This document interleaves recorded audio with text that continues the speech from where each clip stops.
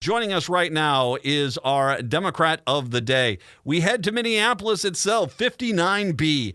Representative Esther Agbaje is kind enough to join us. She is representing 59B, which is the downtown area and the north side. She's kind enough today to talk about her reelection campaign. Representative, thank you very much. I appreciate the time.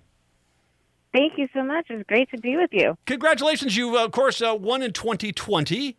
And you've gotten 2 years in a fairly competent House with the Democrats in charge, dealing with a fairly incompetent Senate run by the Republicans. Your thoughts just on your first 2 years there in St. Paul? I always tell people it is a fascinating and terrifying place all at the same time.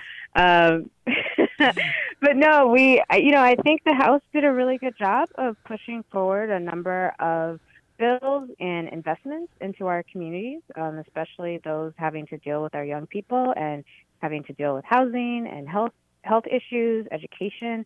All of those things I think were great to be behind, as well as some civil rights issues. And we were able to pass a couple of bills, even with our Senate colleagues.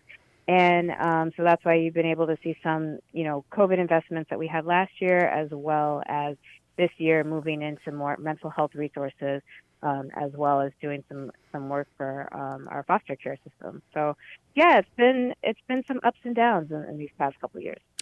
You are a big advocate for housing. Well, actually, let me ask first of all, 59B, did it change much with the redistricting?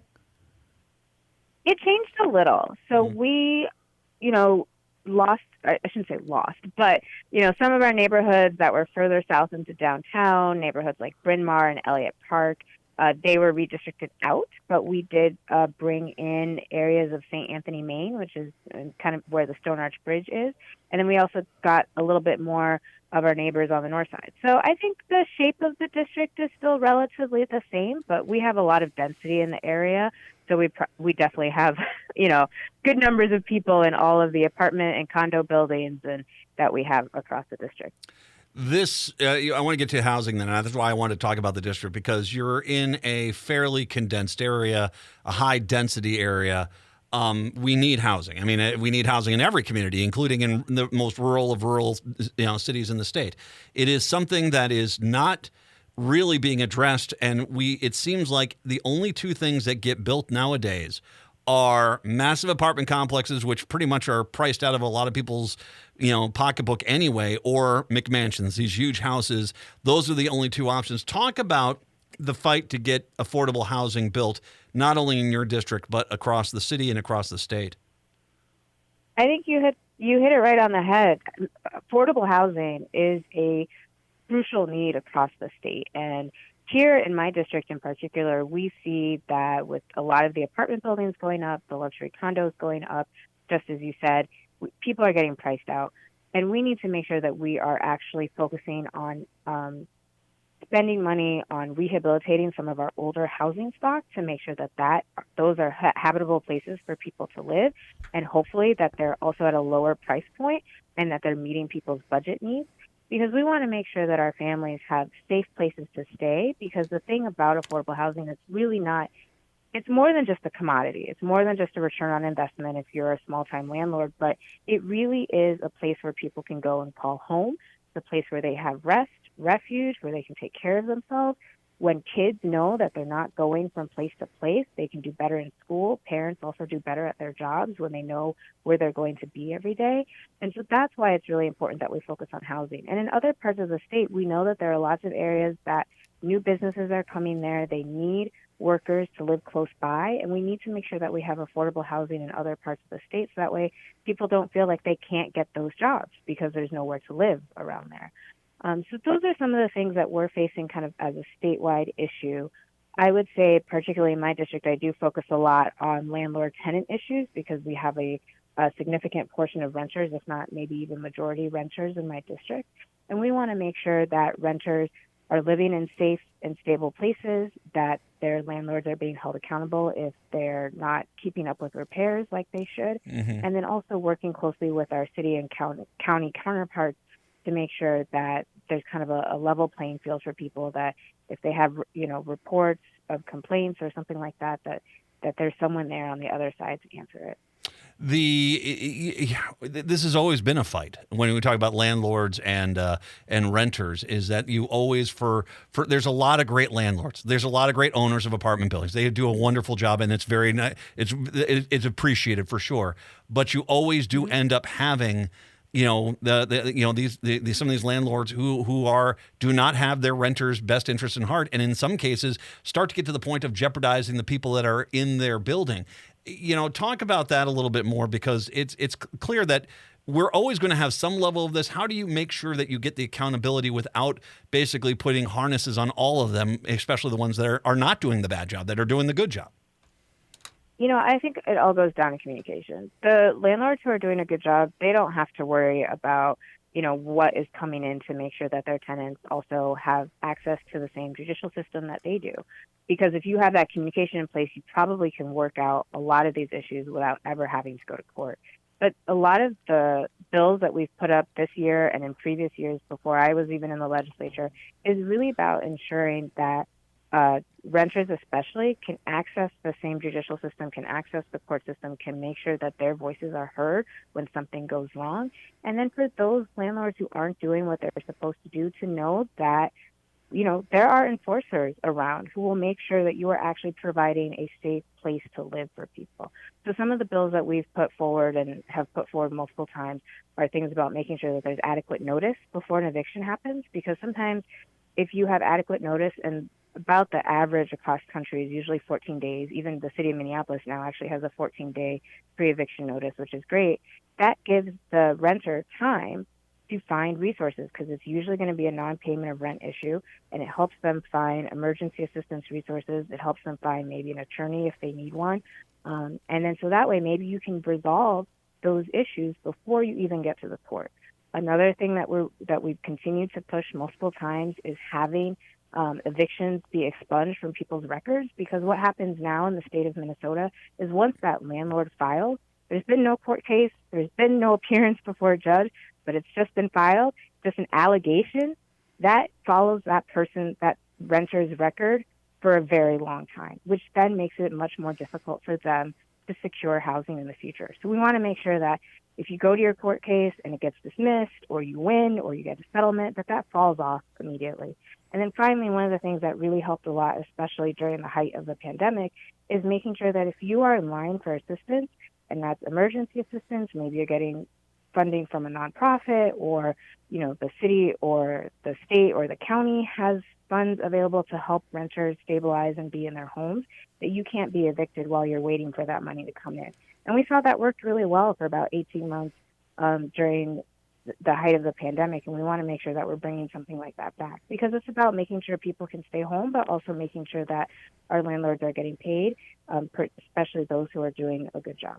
Representative Esther Agbaje is joining us. 59B is the district. Let's go back to housing a little bit here, because it's kind of the ugly truth of it. When I was on my city's planning and zoning committee for a while. And one of the things that we always addressed was wanting to try to make sure we had affordable housing being built, not just, upper class housing, or, housing that was pricing out a lot of people, a lot of the renters. When you say I'm going to build low income housing on this block, on this site, the next thing you generally hear is a lot of the people that live around that site saying, wait a second here, what do you mean low income housing? Why aren't you building, other housing here that can actually increase the area's value? Why are we doing this? Talk a little bit about that, because they're to a point, and this has been something that's been talked about a lot. Part of the problem for the city with affordable housing is that it's kind of fine if it's over on the other side of town, but if it's in your neighborhood, there's a tendency of people in the city to not be supportive of it. No, I think you bring up a great question that comes up all the time when we start talking about public housing, low-income housing. I think those monikers, too, we have to remember that everyone deserves a safe, clean, dignified place to live, whether, that's an efficiency or a one-bedroom or a single-family house if a person so desires. I think when we talk about this, we should really be thinking about how are we caring for our neighbors, and how are we caring for those around us and providing those amenities. And those amenities in the long term will provide value to a community. I think, what I find a lot, particularly in my district and throughout the city of Minneapolis, is there are a lot of people who do want to become homeowners. They see that as a path towards wealth, and I think that is a path to get towards wealth building. And I think we need to be looking at how can we build homes that people can actually afford to buy. And whether that is a single family home or a duplex or some other type of shared housing situation, I think we need to look more at those. When we're also looking at apartment complexes, I think mixed income housing is really good, because part of that is really making sure that we're getting people at all levels that are mixing and interacting with each other, can start to build that social networking with each other as they get to know their neighbors. What we don't want to do is we don't want to concentrate areas of poverty, because we know over history, watching how things have happened throughout the country, that just tends to exacerbate some of the issues that we see and some of the problems that can come with it. But if we start mixing things around, we start, having, more high income people live with lower income people, maybe that builds new opportunities. If we have mixed use type of housing as well, where maybe you have some businesses on the bottom floor, on the first floor, ground floor, and then you have units up above. There's so many things that we can do, especially in our district where we do have a lot of density. People do want more walkable neighborhoods. They do want more amenities.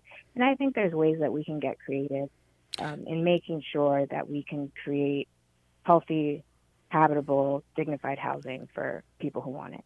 Well, and then this goes hand in hand with another issue you talk about, and that's public transit. I know that we are in this new age. We're trying to figure out how much of the workforce is going back into the downtowns, going back in. I mean, a lot of people are now, at least on a part-time basis, working from home every week. So there is a change that's going on. We're still trying to figure this out. But the reality is we still have businesses downtown that need workers. And reality is downtown is not affordable for most workers. They're having to come on in. We need to have reliable public transit that can get the working class in, because I still even also agree, even if you do have a car, it's not cost effective to be able to park it anywhere downtown. So we have to have this option on the table. Talk a little bit about that, because I know that this is something where I think Republicans feel as if with the change that's happened after the pandemic, that public transit is something that can be more on the chopping block for them than it has been in the past. Yeah, public transit is crucial. I mean, as someone who has lived in downtown for a number of years, that is my main way of getting around, if not walking. So it's true, because I've talked to so many people who, you're right, they work downtown, but they live in the suburbs, and it's hard to get here sometimes from even just our first ring suburbs. So I would really much want to see greater investment in bus rapid transit, making sure that, we have dedicated bus lanes, so that way the bus can actually move faster and move on time. Because what we find is that when people see that there's high frequency for public transportation, it's highly dependable, they tend to use it more often, because, like you said, no one really wants to drive a car around and then figure out a parking space and pay money for that. Like, it's a lot of a hassle. But if you can just jump on a bus or jump on a train and get to where you need to go and maybe walk a couple blocks, I think so many people would much prefer that.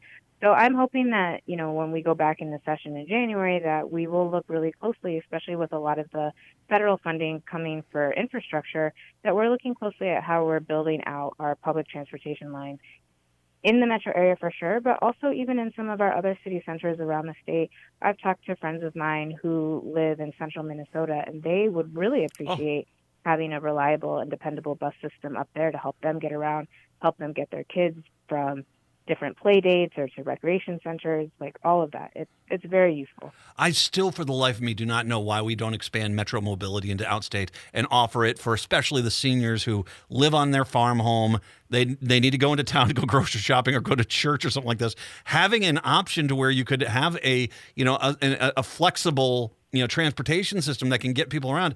I think it would make life, especially in outstate Minnesota, a much better promise.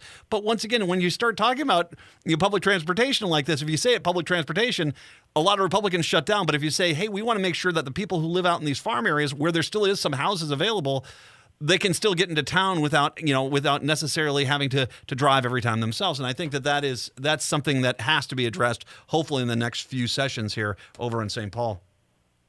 I hope so too. Well, we'll be working on it. I know we'll. One last quick thing, if I can ask, Representative, I want to talk a little bit about public schools and making sure that there's the achievement gap is closed. A study came out that said that basically Minnesota schools are 20% behind on budget because so many years because of conflict. The budgets don't get any increase. It's set at the same rate. Henceforth, inflation's not factored in. Henceforth, we're actually putting less money in per student than we were, 20% less. That's part of the problem, as well as also, I think, and this is a good thing, I think we're finally dealing with this Archie Comics idea of education where it's, very European white-centric, and it just can't be that way and expect to have, the results that we want to get. So talk a little bit about that. How, in your mind, is the best way we can address the achievement gap? I think we really have to look at each of our kids in public schools as our kids. That's where it starts. And so every kid deserves a stellar world-class education. And we can provide that in Minnesota through our public education system. And we have the funding to do it. We have the resources to do it. But you're right. We just haven't quite pegged those numbers yet to inflation. We also are still leaving some of our school districts behind. I know the Minneapolis School District talks a lot about fully funding our special education and fully funding our English language learner programs. And those are necessities that people need in order to make sure that our kids are doing well in school. And so I really think that if we can kind of switch our mindset a little bit, that education is a right and education is something that everyone deserves, and that we need to make sure that our kids have the tools to go out and be successful in the world, wherever it is they want to go. I think if we look at our public education system that way, I hope that will help bridge some of the hurdles about how much it costs. But in order to have a world-class education system, you do have to put in the money to it, and you have to make sure the money is going to the right places, is being spent appropriately, and is going to help the schools that have been left behind and really need those resources. 59B is the district. The representative is Esther Agbaje, is kind enough to join us here. Representative, if people would like to find out more about your campaign and your issues and where you stand on everything, help you out perchance on your election here, what's the website they should go to? They should go to www.estheragbaje.com. I'll spell it out, ESTHERAGBAJE. Otherwise, you can find me on social media. All my handles are at @go4Esther. All right.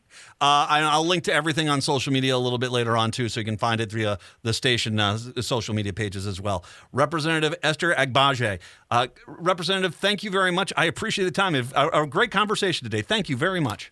Thank you so much. Really appreciate it. You guys have a good rest of the day.